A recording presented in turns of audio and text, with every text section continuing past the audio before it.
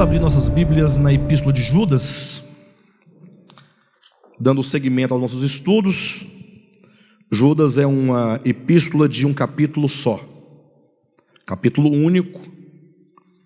E até agora, nos nossos estudos, nós fizemos uma apresentação dos versículos 3 e 4, de uma maneira indutiva, de uma maneira a apresentar o que a Escritura fala acerca da salvação de Deus. Como o próprio Judas vai dizer, que quando ele empregava com diligência, não é, a tarefa de escrever aos irmãos acerca da salvação de Deus, ele se sentiu então como que obrigado, constrangido, como que impulsionado a falar acerca da questão do senhorio de Jesus Cristo e a questão daqueles que, negando o senhorio de Cristo, transformam a graça de Deus em libertinagem. E isso é muito importante, nós entendermos, imaginar você que há uma epístola na Escritura, que quando o apóstolo vai falar sobre salvação, ao invés de ele desenvolver o tema salvação,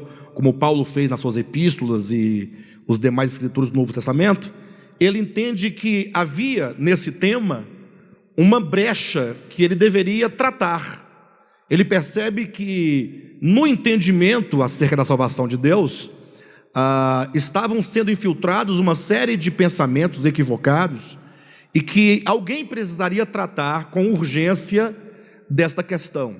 A questão que está no versículo 4: pois certos indivíduos se introduziram com dissimulação, os quais desde muito foram antecipadamente pronunciados para esta condenação, homens ímpios que transformam em libertinagem a graça de nosso Deus e negam o nosso único soberano e Senhor Jesus Cristo. Ou seja, pessoas que negam o senhorio de Cristo, e ao negar o senhorio, eles transformam a graça em libertinagem. Ou seja, eles pregavam a salvação de Deus, apresentando a salvação destituída do aspecto do senhorio de Cristo. Ou seja, não existe, nós declaramos alto e bom som, não há salvação sem o senhorio de Cristo. Paulo disse isso em poucas palavras, numa síntese ele diz que é salvo todo aquele que com sua boca confessar a Jesus como Senhor e em seu coração crer que Deus o ressuscitou dentre os mortos. Então, isso é muito importante que nós coloquemos isso dessa maneira, razão porque apresentamos até então 4 fundamentos. Falamos acerca da fé, apresentando um conceito bíblico sobre fé, demonstrando que fé não é meramente crer. Semana passada fizemos aqui, até mesmo trouxemos um conceito etimológico da palavra fé, lembrando os irmãos de que no grego a palavra fé, o substantivo, é um termo que se lê pistes, talvez não seja essa a pronúncia, né? Mas independentemente da pronúncia, é assim mesmo que se escreve literalmente, e o verbo correspondente a este substantivo é pistiu, ou seja, fé, ela tem a raiz da palavra fidelidade, ou a palavra fidelidade tem a mesma raiz da palavra fé, o que significa que o ato de ter fé é ter um coração totalmente fiel para com aquilo que se diz ter fé.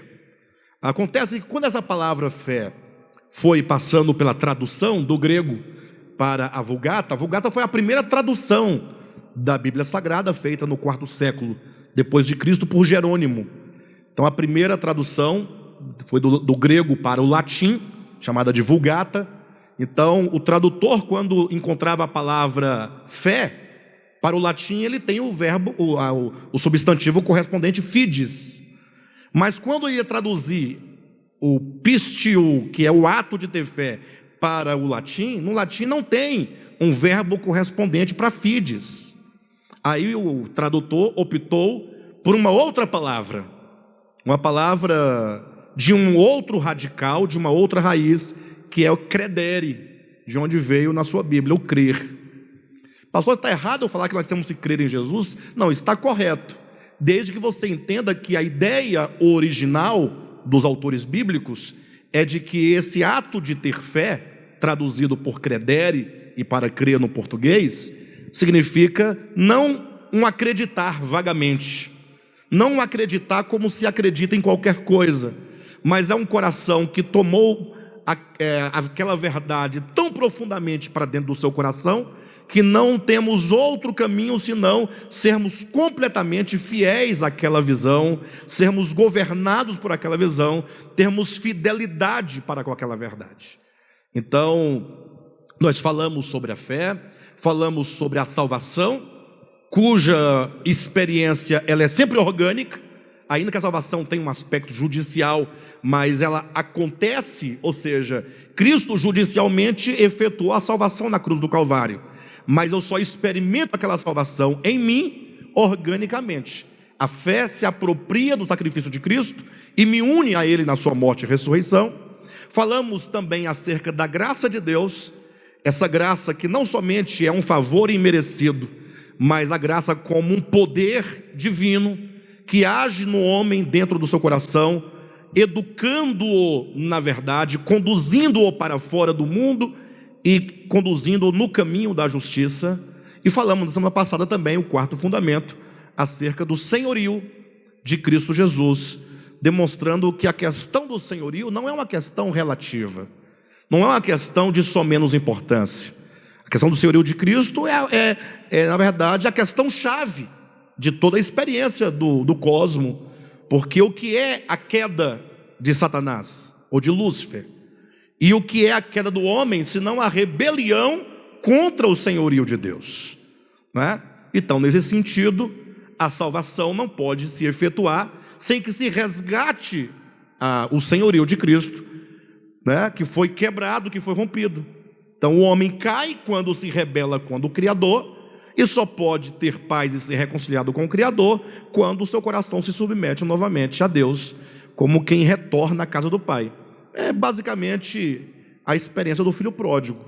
Não haveria reconciliação plena se o filho não tivesse tratado no seu coração com a sua rebelião, com tudo aquilo que o levou para fora de casa.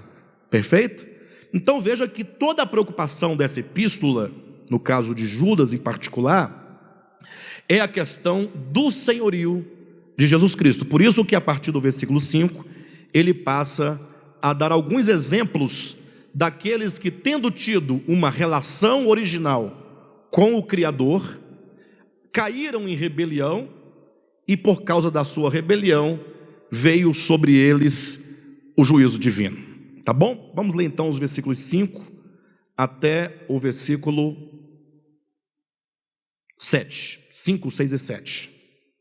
Diz assim: quero, pois, lembrar-vos, embora já estejais cientes de tudo uma vez por todas, que o Senhor, tendo libertado um povo, tirando-o da terra do Egito, destruiu depois os que não creram, e a anjos os que não guardaram o seu estado original, mas abandonaram o seu próprio domicílio. Ele tem guardado sob trevas, em algemas eternas, para o juízo do grande dia. Como Sodoma e Gomorra e as cidades circunvizinhas, que havendo se entregado à prostituição como aqueles, seguindo após outra carne, são postas para exemplo do fogo eterno, sofrendo punição. Eu pretendo discorrer com os irmãos cada um desses 3 exemplos. Hoje eu quero falar de maneira geral acerca do juízo que aqui se anuncia. Entenda vocês que quando Judas ele fala assim: olha, ao tratar com vocês acerca da salvação, me senti como que constrangido, imbuído de uma responsabilidade de falar para vocês acerca do senhorio de Jesus Cristo. Olha o que ele está dizendo. E ele passa então a dar 3 exemplos. Quero, pois, lembrar-vos. Ou seja, a questão do senhorio é uma questão tão séria que ele diz: olha, há 3 exemplos básicos que eu posso apresentar para vocês de pessoas ou de seres que, tendo tido originalmente uma relação de fidelidade para com Deus, por causa de sua rebelião, eles caíram sob o juízo divino. Aí ele cita o povo de Israel, ou que sejam os hebreus, que, tendo sido tirado do Egito pelo próprio Deus, acabaram perecendo no deserto, em razão da sua rebelião contra Deus. Ou seja, eles saíram do Egito, eles foram salvos. Eu vou falar sobre eles com maior propriedade talvez na próxima semana, mas imagine vocês que eles tiveram uma experiência com Deus. Inclusive a própria experiência do povo de Israel serve no Novo Testamento para representar a nossa experiência de salvação. Imagine vocês que, falando da nossa salvação, eles falam assim: olha para o exemplo deles, que eles, tendo sido tirados do Egito, o próprio Deus os tirou, Deus os destruiu, como está aqui no versículo 5, os destruiu, depois os que não creram. Para os irmãos terem uma ideia, imagine vocês que de todos que saíram do Egito, talvez um número de 1.500.000 pessoas, somente 2 entraram na boa terra de Canaã. Somente 2 pessoas. Todos os demais pereceram no deserto. Talvez com exceção de Moisés, que também não entrou, mas o motivo pelo qual ele não entrou não foi o mesmo motivo que os demais não entraram, Então, tirando Moisés, Josué e Calebe, todos os demais pereceram no deserto. Por quê? Porque se tornaram incrédulos no seu coração e se rebelaram contra o Criador. Do mesmo modo, o versículo 6 fala sobre os anjos que não guardaram seu estado original. Também devo falar sobre eles com particularidade em outras reuniões posteriores. Hoje eu quero falar grosso modo sobre o juízo de Deus, Esses também que abandonaram, eles estão guardados sob trevas em algemas para o juízo do grande dia. E versículo 7 fala sobre Sodoma e Gomorra, que sofreram também a penalidade do juízo divino. Estamos, portanto, diante de 2 temas. É um diálogo entre a questão do senhorio de Jesus Cristo e qual é o resultado que recai sobre todo aquele e sobre qualquer pessoa, qualquer ser que se levanta contra o senhorio de Deus. E esta é a grande questão. Toda a epístola vai falar a partir daqui somente disso: daqueles que por não crerem, daqueles que por serem desobedientes, sobretudo daqueles que se tornaram rebeldes contra Deus. Pense você, nós não estamos falando aqui de mera desobediência. Judas está falando daqueles que se tornaram rebeldes contra o Criador, aqueles que chegaram a renegar completamente o Senhor Jesus Cristo e o seu senhorio. Então, quando se fala de juízo de Deus, infelizmente, em razão de uma leitura multifacetada das Escrituras, muitas pessoas acabam tendo uma má impressão de Deus. Aqueles, sobretudo, que leem o Antigo Testamento, veem uma série de juízos como Sodoma e Gomorra, como o dilúvio e outros juízos mais, e chegam no Novo Testamento também, leem o Novo Testamento, mas como vão colhendo versículos isolados, eles acabam criando uma caricatura de Deus, ou uma imagem distorcida da pessoa de Deus. Quando nós falamos sobre Deus, temos que tomar um cuidado muito grande, porque Deus é aquele ser que nós não conhecemos, no sentido de que Deus habita em luz inacessível, que olho algum jamais viu, nem é capaz de ver. E todo o testemunho que de Deus é dado nas Escrituras, do Antigo Testamento, seja de Moisés, seja de qualquer um dos profetas, nós temos que ter a clareza de que a própria Escritura diz que a lei e os profetas, isto é, o Antigo Testamento, ele é uma sombra de bens vindouros. Ou seja, se a própria Escritura neotestamentária aponta o Antigo Testamento como uma sombra, ora, uma sombra, por que a Bíblia hebraica antiga é chamada de sombra? O que significa uma sombra? Bem, a sombra primeiramente indica que não é a realidade. Onde é que diz isso com maior clareza? Colossenses capítulo 2, versículos 16 e 17, quando Paulo diz: ninguém, pois, vos julgue por causa de comida e bebida, por causa de dias de festas, lua novas e sábados.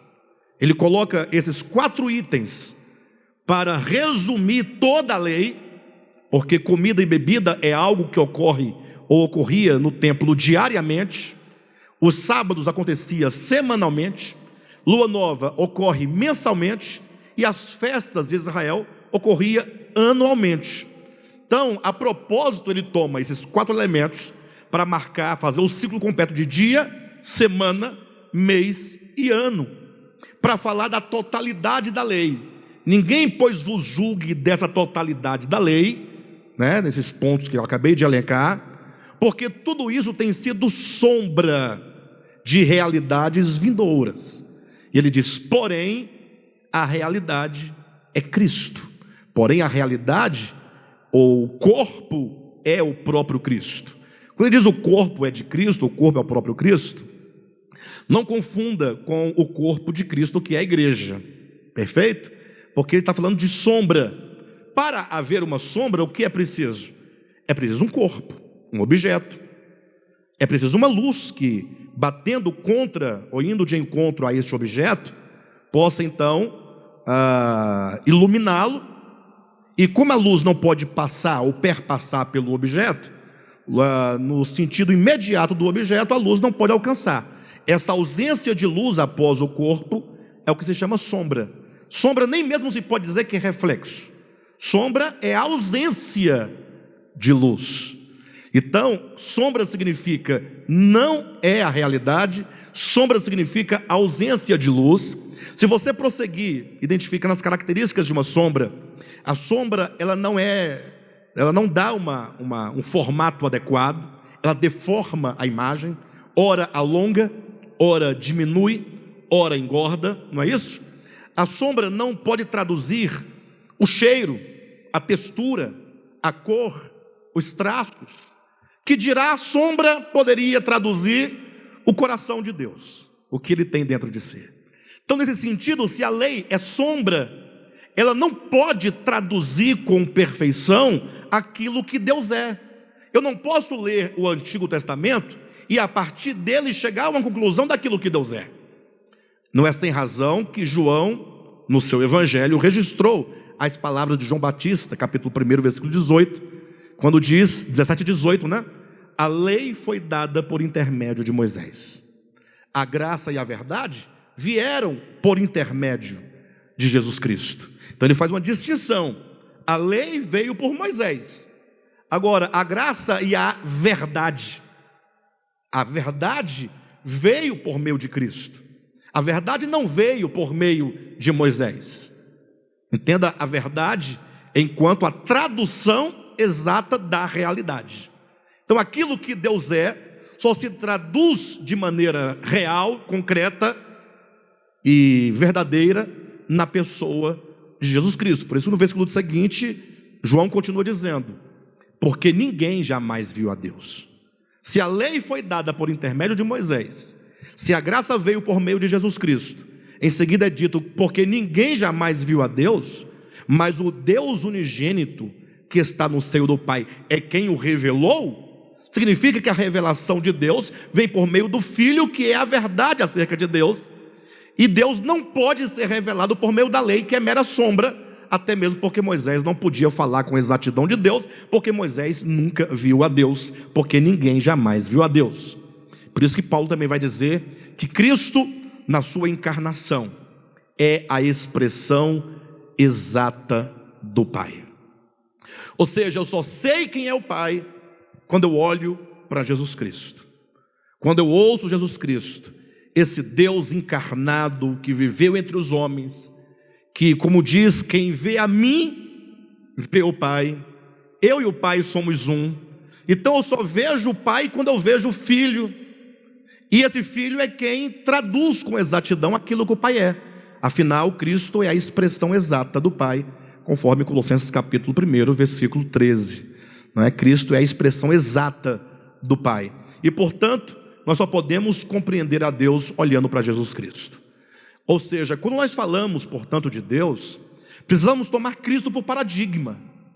Não podemos sair tomando versículos isolados das Escrituras e conferindo tudo a Deus, porque quem assim faz, não é? E aí há dois tipos de pessoas: há aqueles que conferem algumas coisas negativas a Deus, mas não é capaz de conferir tudo a Deus. Por exemplo, há aqueles que falam assim, por exemplo, olha, quando se lê lá no Antigo Testamento, lembra um caso que diz que o profeta Elias, né? Ou era Eliseu que era calvo, Hã? Eliseu, né? Diz que o profeta Eliseu subia uma montanha, um monte. O sol estava muito quente, ele calvo, cansado, aquele sol batendo na calva. E aí diz que vinha uma turma de meninos. Devia ter mais de 50 meninos, porque 52 morreram. Então, se morreram uns 52 ou 54, devia ter uns 60 meninos. Olha a história como é que contada. Passavam uns 60 meninos, vai saber de onde vinha tanto menino, e vendo o profeta subir aquela ladeira, né, começaram a rir. Coisa de menino. Quem aqui nunca riu de alguém, nunca colocou um apelido em alguém? Menino não tem muito juízo, né? E dizia que os meninos falavam assim: sobe calvo, sobe calvo. Bem, até aqui não há problema nenhum, calvo ele era, não há do que reclamar. E subir, quer dizer, sobe, você está cansado, mas continua, não para não.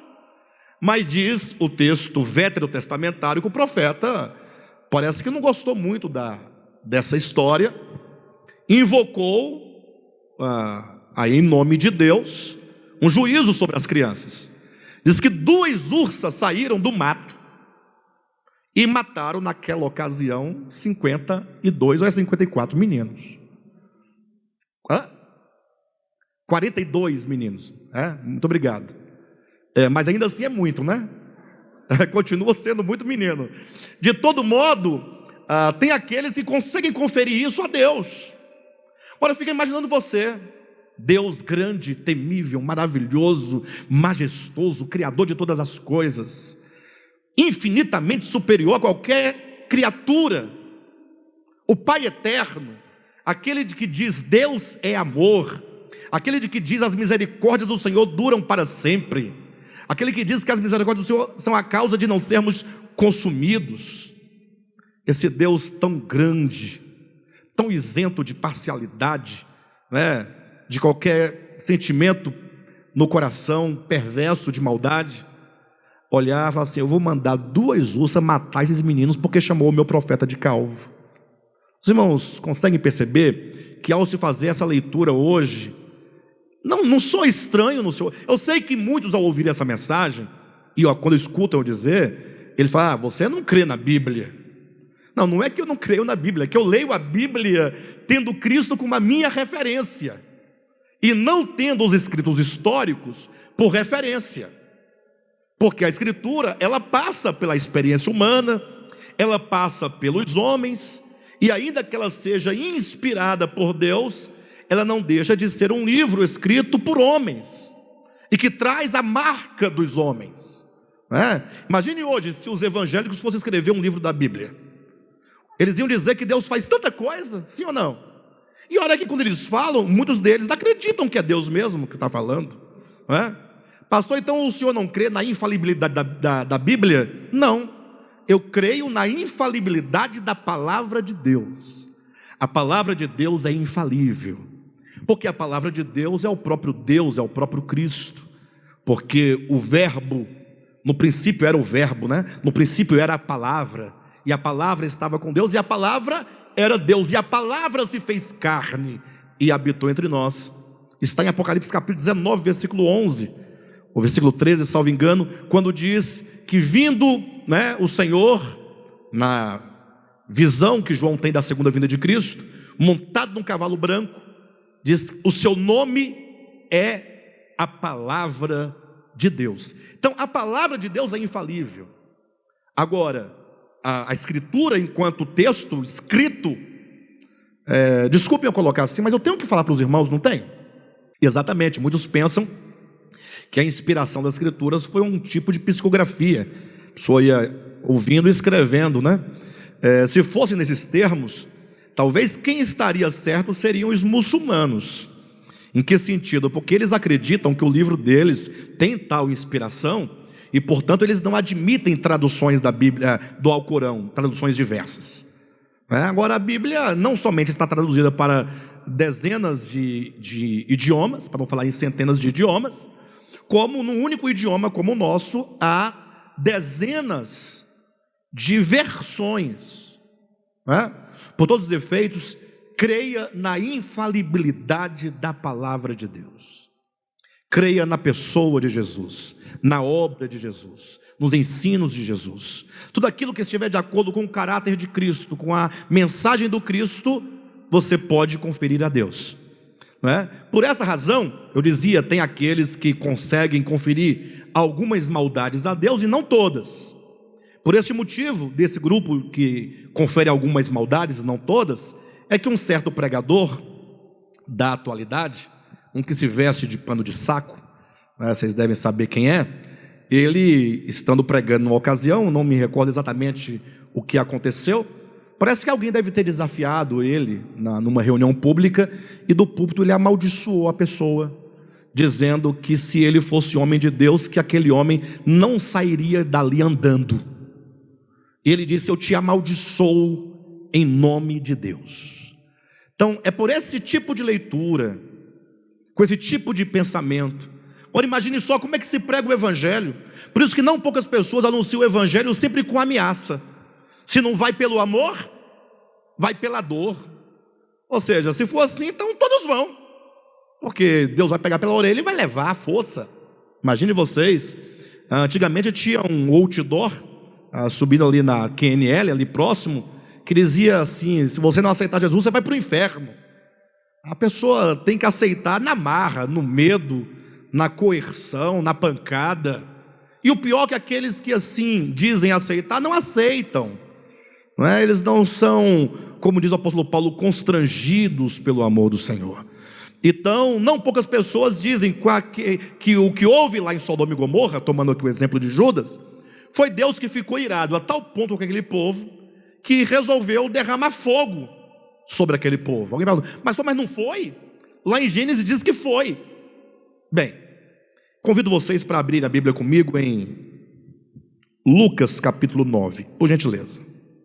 Diz assim o versículo 51: e aconteceu que, ao se completarem os dias em que devia Jesus ser assunto ao céu, manifestou no semblante a intrépida resolução de ir para Jerusalém, e enviou mensageiros que o antecedessem. Indo eles, entraram numa aldeia de samaritanos para lhe preparar pousada, mas não o receberam, porque o aspecto dele era de quem decisivamente ia para Jerusalém. Vendo isto, os discípulos Tiago e João perguntaram: Senhor, queres que mandemos descer fogo do céu para os consumir? Está na sua Bíblia isso? Mas o que vocês acham dessa ideia? Eu acho uma boa ideia. Ora, imagine, irmãos, tem pecado maior do que rejeitar o Cristo de Deus? Puxa, o Cristo veio para salvar, para perdoar, para curar, e agora esses samaritanos só podiam ser samaritano. Começa daí, né? Só podia ser samaritano. Não é assim que nós pensamos? O ser humano pensa? Não é assim que o crente pensa? Quando acontece algo, quando alguém, um ímpio, fala uma palavra contra Deus ou qualquer coisa relacionada a isso, logo o crente fala: pode esperar, a mão de Deus vai pesar. Já ouviram isso? Até quando o crente faz alguma coisa, alguém diz que vai pesar a mão, que dirá quando é como no contexto bíblico, um samaritano. Para os hebreus, os samaritanos eram um povo totalmente amaldiçoado, era um povo corrompido, era um povo que não tinha a bênção de Deus. Então, quando Pedro, Tiago e João, inclusive Tiago e João são os filhos do trovão, ficaram sabendo que os samaritanos não queriam receber Jesus, eles tiveram uma ideia. Está aqui, versículo 54. Vendo isto, os discípulos Tiago e João perguntaram: Senhor, o senhor se lembra que lá no passado, mais propriamente se lermos Gênesis capítulo 19, há um registro em que Deus mandou fogo do céu e teria destruído Sodoma e Gomorra. Não seria uma ótima ocasião, Jesus, para nós orarmos e Deus fazer o mesmo com esses samaritanos?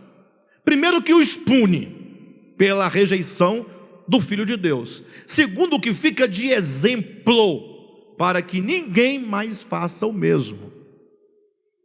Vamos orar e vamos pedir fogo do céu. Diz aí o texto bíblico, versículo 55.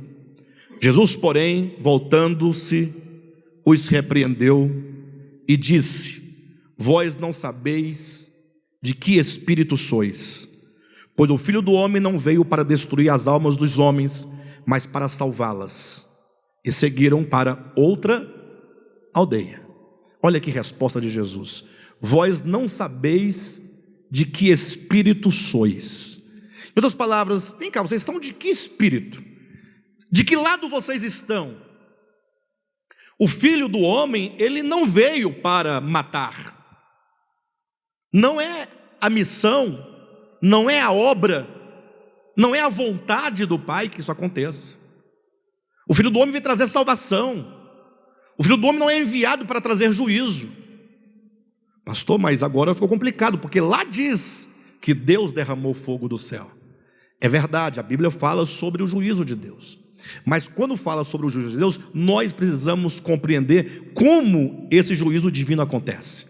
Então partimos do pressuposto que há sim juízo divino, mas devemos entender como ocorre esse juízo. E eu quero discorrer com os irmãos alguns textos bíblicos, para que vocês possam perceber o ensinamento bíblico acerca do juízo de Deus. Ok? O primeiro texto que eu quero apresentar está em Gálatas. Abra a sua Bíblia. Gálatas, Novo Testamento, capítulo 6, versículos 6 e 7 diz assim, olha. Não, versículo 7, né? 7 e 8. Não vos enganeis, de Deus não se zomba, pois aquilo que o homem semear, isto também ceifará. Porque o que semeia para a sua própria carne, da carne colherá corrupção, mas o que semeia para o Espírito, do Espírito colherá vida eterna. Olha que coisa interessante esse texto. Esse texto ele é muito fresco na minha mente, no sentido de que me parece que toda a minha vida eu escutei esse texto. A minha mãe, ela declarava esse texto. Sempre que surgia uma situação meio complicada, ela dizia para a pessoa: olha, não te engane, de Deus não se zomba. Era um tipo de ameaça que ela fazia, sabe? Era um tipo de ameaça que ela fazia. Mas a bichinha na época não tinha entendimento, né, mãezinha? Hoje já entende, já não vai fazer mais isso. Mas o texto, ele começa com um certo... se você parar, não vos enganeis, de Deus não se zomba, logo, opa, peraí, o que vai acontecer? Não parece um tom de ameaça? Cuidado, não se pode zombar de Deus. Alguém pode falar, mas e tem quem zombe de Deus? Deve ser os homens perversos, né? Aí, como eu dizia agora há pouco, se há aqueles que ousam conferir algumas coisas más a Deus, há um outro grupo, que eu não falei naquela hora, esse grupo confere todas as coisas negativas de que diz a Escritura veterotestamentária a Deus, né? São aqueles tidos por ateus, por agnósticos, e eles fazem questão de pegar os textos mais perversos das Escrituras e apresentar, dizendo: este é o Deus da Bíblia. E muitos deles não podem crer no Deus das Escrituras exatamente em razão desse tipo de leitura, né? O que significaria exatamente dizer no texto: de Deus não se zomba? Quando é que o homem zomba de Deus? Ele zomba de Deus quando Deus avisa algo, e a pessoa então no seu coração não precisa proferir nenhuma palavra, mas no seu coração ela diz: nada, bobagem, isso não vai dar nada. Sabe quando um pai tem um filho e o filho está brincando com uma tomada, o pai fala: filho, não mexe nessa tomada, vai te dar um choque, cuidado, choque é perigoso, choque pode matar, choque pode fazer uma série de coisas, filho, não faça. E o filho desdenha do que o pai diz, e o filho continua. Por quê? Porque o pai sabe de nada, o pai, eu estou no controle da situação. Isso é o sentido de zombar. E ao prosseguir, a criança leva um choque. Eu pergunto: foi o pai que foi lá e meteu a mão do menino para que ele... O pai não faz esse tipo de coisa, mas o menino acaba colhendo o fruto da sua própria desobediência. Quando Paulo diz: não vos enganeis, de Deus não se zomba, ele explica: pois, esse pois é um pois é um termo explicativo. Por que de Deus não se zomba? Porque aquilo que o homem semear, isso também ceifará. Ou seja, tudo aquilo que nós falamos de maneira consciente, todas as palavras proferidas intencionalmente, todos os sentimentos cultivados no coração e todas as nossas atitudes que são geradas a partir do nosso próprio coração, elas são sementes. Ou seja, nós passamos o dia inteiro semeando. Tudo que nós fazemos é uma semente. E a Escritura diz: você um dia vai colher. A expressão que diz, de Deus não se zomba, quer dizer, Deus já nos deu a sua palavra. Ele já nos falou qual é o caminho que nos conduz à vida e apontou o caminho que conduz à morte. Agora, se o homem não ouve a palavra de Deus, se ele desdenha da palavra de Deus, se no seu coração ele duvida da palavra de Deus, ou se o homem se considera forte, ou bom, ou capaz o suficiente, achando que está no controle da situação, o texto diz: aquilo que você vai receber no futuro, quando diz de Deus não se zomba, cuidado, isso vai ser a colheita daquilo que você mesmo plantou. Você planta e você próprio é quem colhe o fruto da sua ação. Para esse tipo de juízo nós chamamos juízo passivo de Deus. O que significa essa expressão juízo passivo? Significa que Deus, Ele é justo. Quando Ele criou o homem com liberdade de escolha. Lógico, basta você olhar para um homem e compará-lo a qualquer animal que houver sobre a terra. Para aqueles que acham que o homem não tem liberdade de ação, basta você olhar para os animais e perceber que os animais todos vivem na base do instinto. Ou seja, os animais não têm a liberdade de escolher servir a Deus, não servir, pecar, não pecar. Eles são o que são, só pode agir por aquilo que já está determinado, né, ali neles, para que eles façam, para que eles sejam. Eles não têm culpa, eles não têm responsabilidade em nada que eles façam. Imagine Jesus voltando: agora vamos julgar os cavalos, não, vamos julgar a onça. Por que a onça comeu a zebra? Pensou Deus julgando? Não faz nenhum sentido. Agora, por que Deus julga o homem?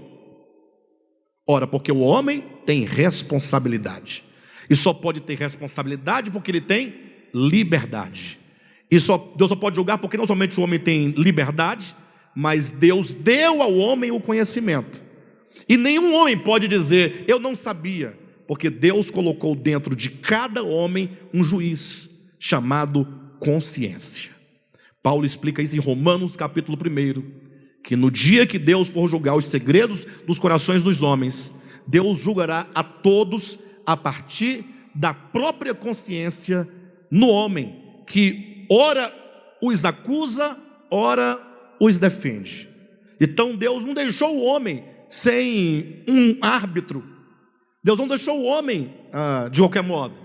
Então, a despeito de o homem ter um conhecimento maior ou menor, no sentido de conhecer a lei, conhecer os profetas, conhecer o Cristo encarnado, o Evangelho ou não, todos os homens, de maneira rudimentar, têm a consciência dentro dele, que é o maior de todos os profetas, que fala conosco todos os dias, apontando o bem e o mal, para que então o homem possa escolher. Então, se Deus deu ao homem tal liberdade, agora imagine você, seria mais ou menos assim: você fala assim, olha, a partir de hoje eu deposito na mão do Cadmo a direção da minha vida, perfeito?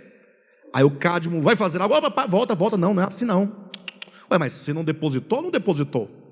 Você entregou ou não entregou? Então, nós somos assim.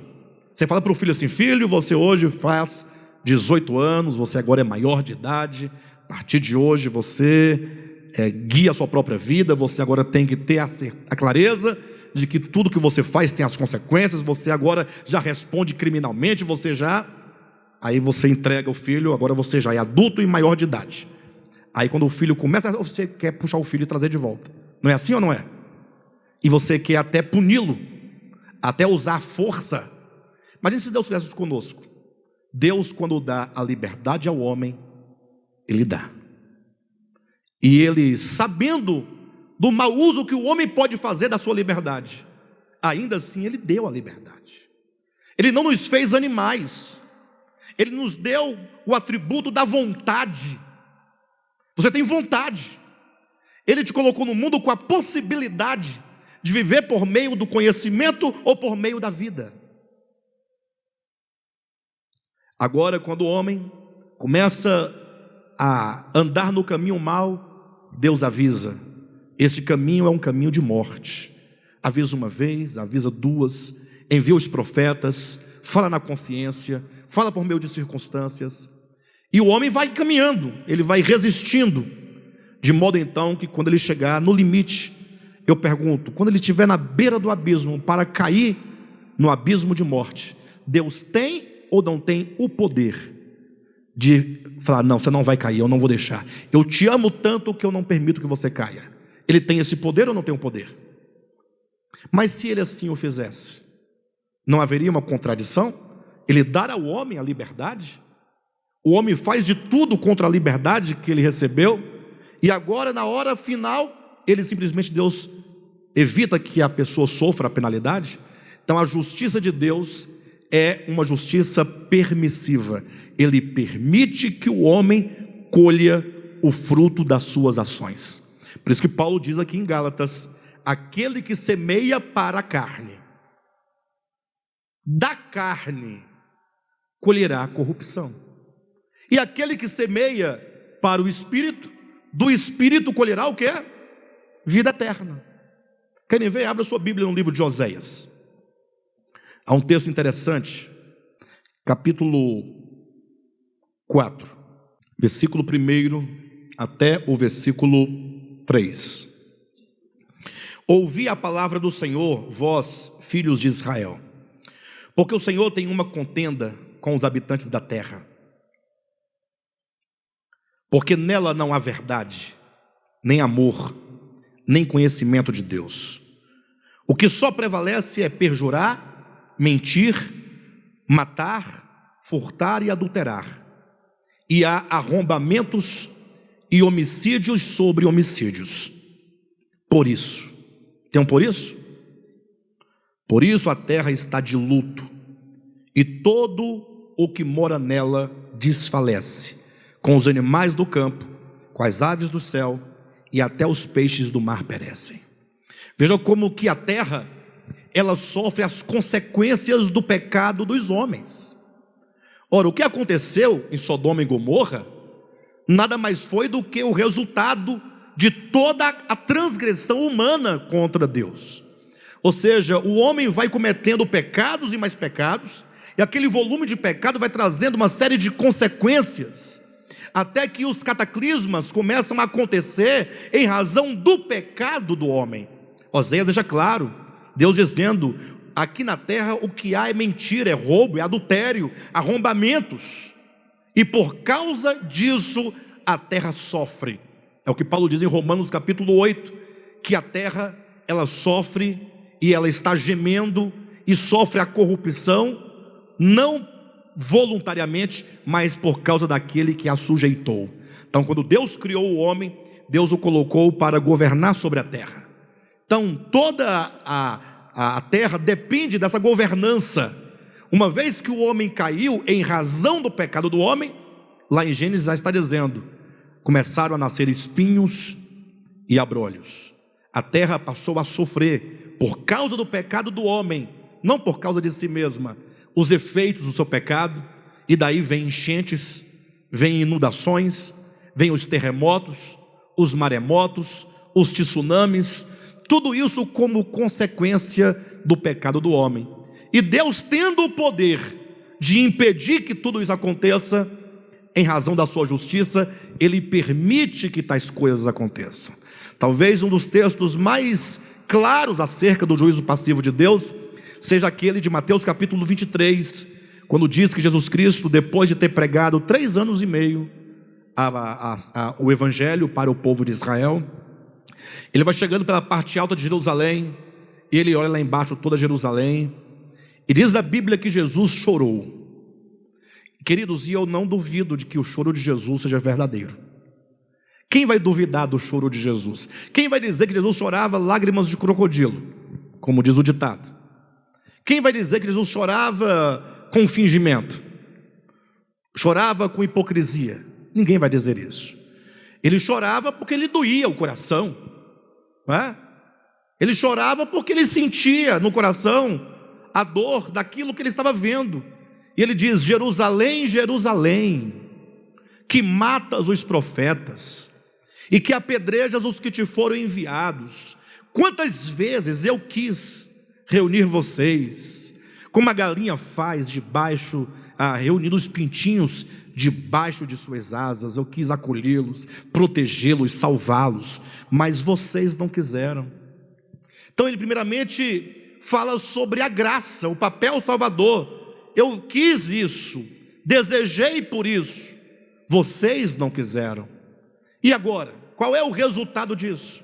E aí então ele profetiza o juízo, ele declara o juízo. Interessante que as palavras que na Bíblia você vai encontrar que Deus julga, o juízo de Deus, todas essas palavras no grego não significa execução de uma sentença, mas significa a pronúncia de uma sentença, a determinação de uma sentença. Quando Deus diz: olha, por causa disso vocês sofrerão o que vocês devem sofrer.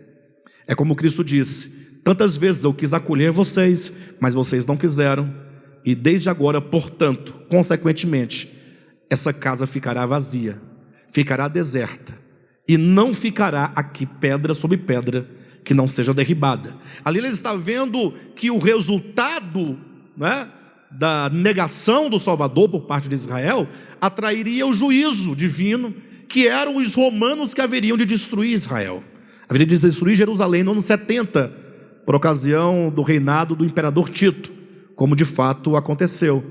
Mas ele fala: o juízo está vindo, e eu, sendo Deus encarnado, ele só podia lamentar aquela situação.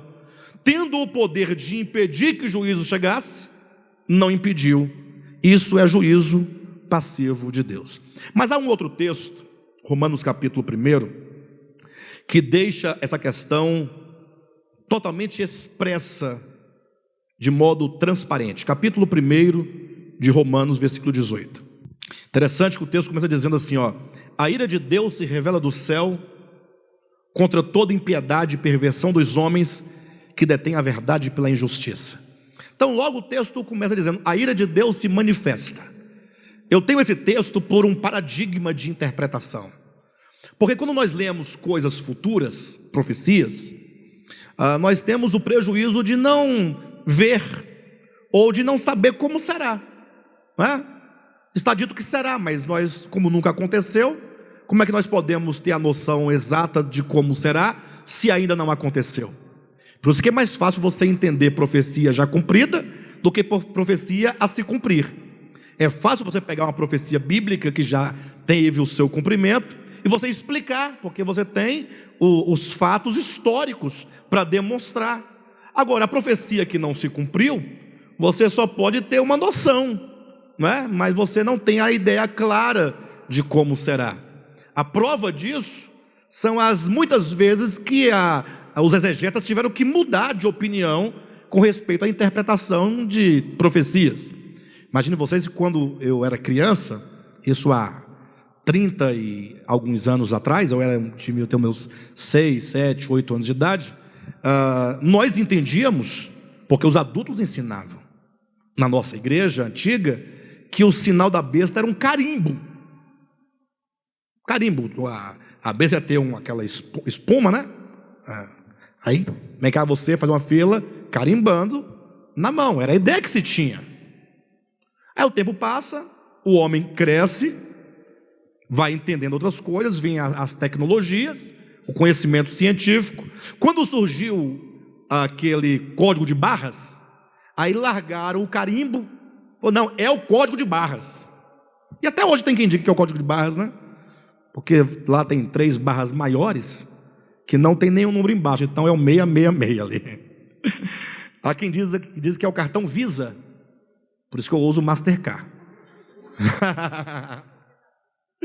Não, não é, sabiam? Eles pegam Visa, calcula ali o número da 666 no Visa. A pessoa consegue encontrar qualquer coisa em qualquer lugar, desde que ela queira.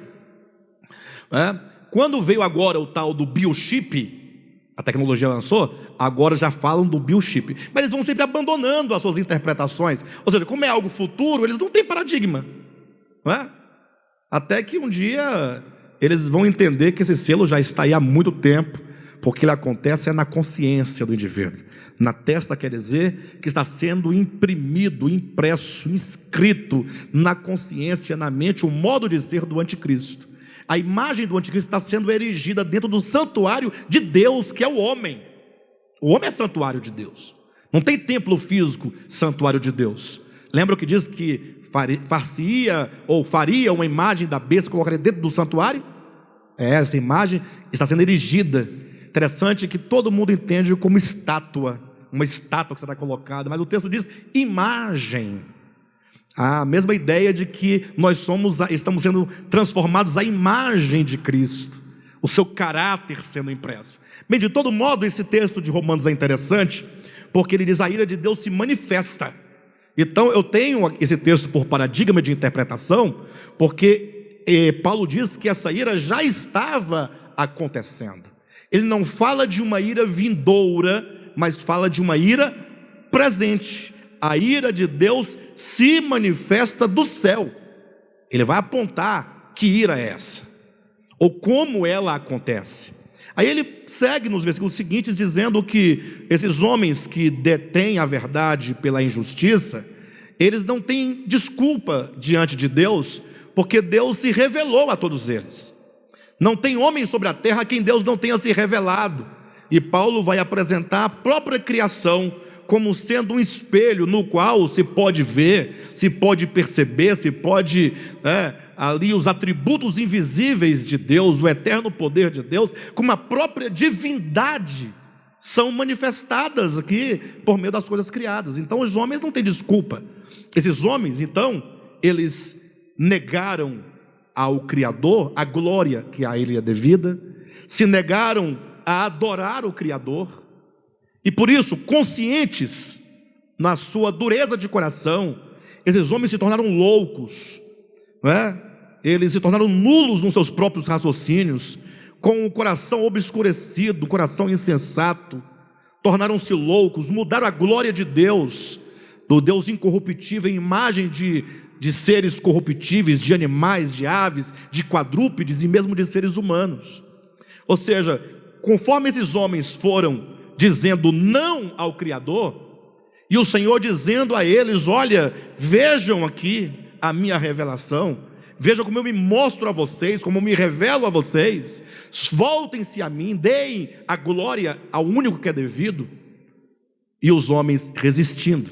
Essa resistência é exatamente aquilo que está em Salmo de número 2, versículo 3, quando os homens dizem: rompamos de nós os seus laços e sacudamos de nós as suas algemas. Isso porque os homens, no próprio ato da criação, eles são ligados ao Criador por laços e algemas. Ou seja, o homem traz ainda dentro de si uma série de atributos divinos, como que a imagem de Cristo neles, enquanto amor, justiça, misericórdia, isso está no ser humano. O homem foi criado à imagem de Deus. Então é como se no homem os canais da sua alma, ou como se a sua alma fosse canais por onde a bondade de Deus passa, a graça de Deus passa, a misericórdia, a justiça. Mas os homens, não querendo estar ligados e atados ao Criador, eles querem se separar. E Deus então vai clamando, vai se revelando, vai se mostrando ao homem, até que chega um momento em que Deus, ele permite que esse homem rompa com esses laços. Olha o que diz o versículo 25 de Romanos capítulo 1, ou melhor, versículo 24. Por isso, tem na sua Bíblia esse por isso? Esse por isso significa, porque esses homens detêm a verdade pela injustiça? Por que esses homens, tendo o conhecimento de Deus, não deram a Ele a glória? Por que esses homens negaram render graças a Deus? Por que esses homens se tornaram loucos, insensatos, e com seu coração obscurecido, negaram a Deus a glória que lhe é devida, fizeram para si deuses de todo tipo de animais e quadrúpedes? Porque esses homens, eles não quiseram o Criador. Por isso, versículo 24, Deus entregou tais homens à imundícia, pela concupiscência de seu próprio coração. Vocês entendem? Deus os entregou. É como se houvesse essas cordas segurando o homem, e o homem embrutecido, querendo fugir, querendo sair, e Deus segurando, e Deus resistindo, em razão do seu amor. São cordas de amor. Mas chega um momento que Deus fala assim: bem, vocês não querem? Então vocês vão. Deus deixa o homem ir, e quando o homem então vai, ele sofre as consequências do seu próprio pecado. O restante do texto de Romanos capítulo 1 vai mostrar a depravação de toda uma sociedade. Aqui falando aos romanos, a semelhança dos gregos, é como que Paulo dissesse: vocês são uma nação que chegou a uma condição deplorável de depravação sexual. O texto absolutamente fala de homossexualidade, tanto é que o texto fala que a ira de Deus se manifesta contra homens que detêm a verdade pela injustiça.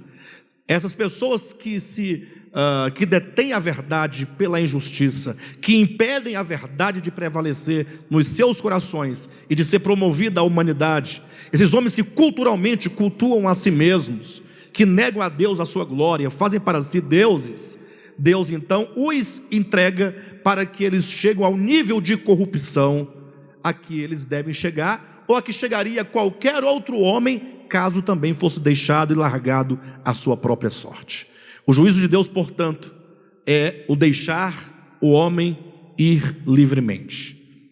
Quem vai dizer que o filho pródigo não sofreu as consequências do seu pecado? Ou não sofreu? E o sofrimento que ele passou não era o juízo que recaía sobre ele por tudo aquilo que ele tinha realizado? E o pai? O pai não foi, ele poderia ir lá e puxar pela orelha, vai vir a força.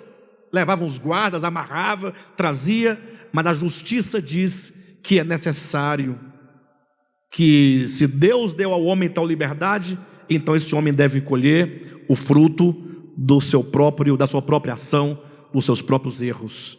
A semelhança, ou melhor, do contrário, também, quando o homem semeia para a vida eterna, para o Espírito, do Espírito ele colhe vida eterna. É a lei da semeadura, é a lei que Deus colocou no universo, e que todos, portanto, a ela estão sujeitos, de modo então que todos os juízos que a Bíblia descreve estão dentro deste princípio, do princípio de que o homem colhe para si o fruto das suas ações. E por que é conferido a Deus? Porque Deus, tendo o poder de impedir que o mal recaia, Ele não impede. Se Ele não impede, faz parte da sua vontade, mas não é uma vontade diretiva, é a sua vontade permissiva. Deus os entregou. Então os homens dizem: rompamos os laços. E quando Deus vê que o homem chegou ao nível máximo de rebelião, Ele diz: então vai. Na verdade não é nem um homem que rompe com suas forças, é Deus que permite, é Deus que fala: pode ir. E então o homem vai. E até nesse ato de juízo passivo divino, até no ato de deixar ir, se vê o amor de Deus. Até porque a palavra perdão, se você tomar no grego a palavra perdão, você vai encontrar que a raiz da palavra perdão é a mesma raiz da palavra divórcio, no sentido de deixar ir livremente. Isso é maravilhoso.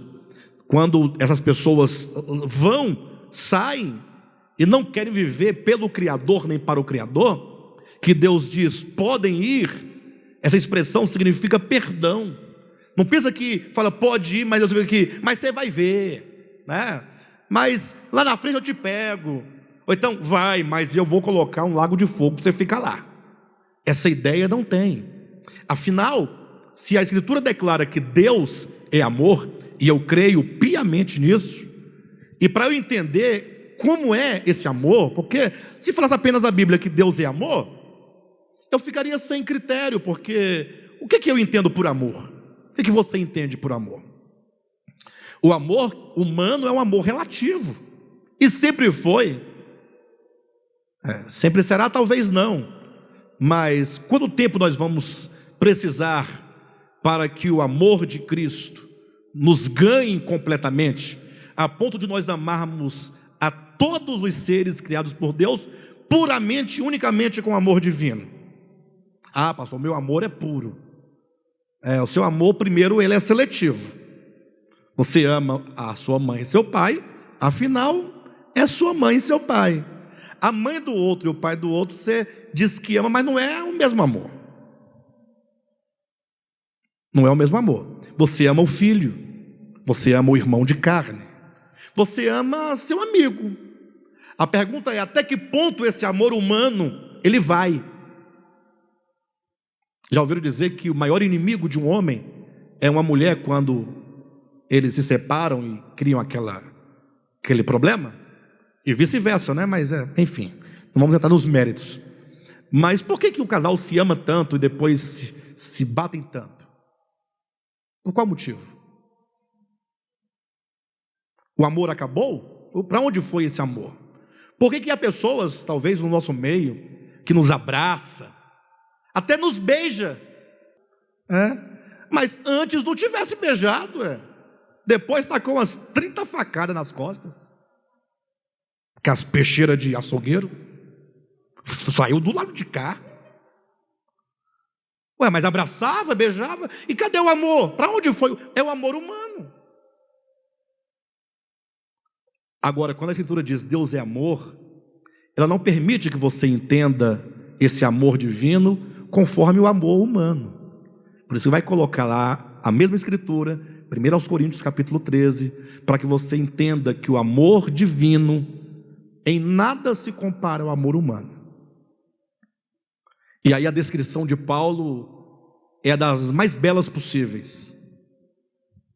Ele diz o amor, como é que diz lá? Capítulo 13, versículo 4 em diante. Me ajudem aí. Vamos por etapa, vamos lá, vamos ponto a ponto. Vamos lá, vamos ver como é que Deus é.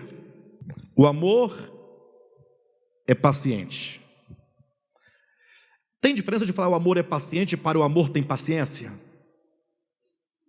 Aquilo que você tem pode acabar, mas o amor é. Deus é amor, essência. E a essência desse amor é paciência. Portanto, essa paciência ela é inesgotável. A ideia de que Deus fala assim, chega agora, vocês vão lidar agora com o fogo que sai das minhas narinas. Não combina, combina? O amor é paciente, o amor é benigno. Olha, o amor não arde em ciúmes, não se ufana, não se ensoberbece. O amor não se conduz inconvenientemente. O amor não procura os seus próprios interesses. O amor não se exaspera. O amor não se ressente do mal. Eu posso dizer que Deus não se ressente do mal? Deus não fica magoado, irritado, triste? Agora vocês vão ver, viu? Vocês conseguiram tirar minha paciência. Estou exasperado. Mas o que diz mais? Não se alegra com a injustiça, mas regozija com a verdade. O amor sofre algumas coisas até certo ponto. É isso? O amor tudo sofre. O amor tudo crê, tudo espera, e o amor tudo suporta. Isso é Deus.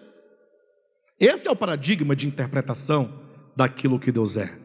E portanto, quando eu leio esse texto, eu não posso imaginar um Deus lá de cima tacando raio na cabeça das pessoas, matando crianças inocentes, mandando que se estupre as moças e que se tome as mulheres casadas para si. Não tem como entender deste modo. Portanto, quando a Escritura anuncia sobre o juízo divino, é certo que a ira de Deus se manifesta, é verdade, mas esse juízo é o próprio Deus que, na sua tolerância, no seu amor e na sua justiça, Ele permite que os homens se vão. E quando os homens vão, o Senhor continua sempre com as suas mãos estendidas, como diz Isaías capítulo 59, versículos 2, que as mãos do Senhor não estão encolhidas, para que não possa abençoar. As mãos dele não se encolhem nunca, sempre estendidas. Aí, por que acontece isso, aquilo, outro? Mas são os nossos pecados que nos separam de Deus. É o pecado do homem que o separa de Deus. Deus continua sempre o mesmo. Para vocês entenderem isso aí, basta você ler o livro de Isaías, como lá vai dizer no capítulo 2. 2 males cometeram o meu povo contra mim. A mim me abandonaram o manancial de águas vivas e cavaram para si cisternas rotas. Estão lá os homens reclamando que estão com sede, que não tem água. E Deus fala: não, mas eu estou aqui, o manancial. Eu nunca vos privei da abundância do meu ser, das minhas bênçãos, das minhas riquezas. Deus nunca privou o homem algum disso. Mas é o homem que abandona o manancial, é o homem que cava para si as suas cisternas. Por isso, no mesmo livro de Isaías, capítulo 55, ele vai dizer: vinde, vinde, comei de graça, comei carne, bebei vinho de graça, porque Deus é gracioso. O livro de Oséias, então, é um tratado só sobre a misericórdia de Deus, mostrando em Gômer, uma mulher que se prostituía, a condição do povo, e mostrando em Oséias o amor de Deus, que depois de tudo o que aconteceu, ele ainda foi lá comprar, resgatar, num leilão, aquela que lhe feria continuamente, e que ele sabia que continuaria a ferir. Bem, de todo modo, eu gastei hoje, o estudo de hoje, para falar, grosso modo, quando Judas apresenta aqui esses 3 juízos, aqui sobre o povo que foi tirado do Egito, sobre os anjos caídos, Sodoma e Gomorra, para falar sobre esse princípio do juízo divino, que é um juízo passivo. Tá bom? Semana que vem, ao dar continuidade, eu quero falar um pouco sobre o povo de Israel e mostrar na Escritura como se deu essa situação deles. Quero gastar também um tempo, ou na semana que vem ou na outra, falando sobre os anjos caídos, para depois nós seguirmos então apresentando o caráter, o coração, a alma. O Judas faz uma descrição minuciosa dos caracteres de um coração daqueles que não se submetem ao governo divino. Vai ser bom que nós vamos ter uma ideia dessas questões, para quem sabe nós também tratarmos com o nosso coração. Tá bom? Glória a Deus.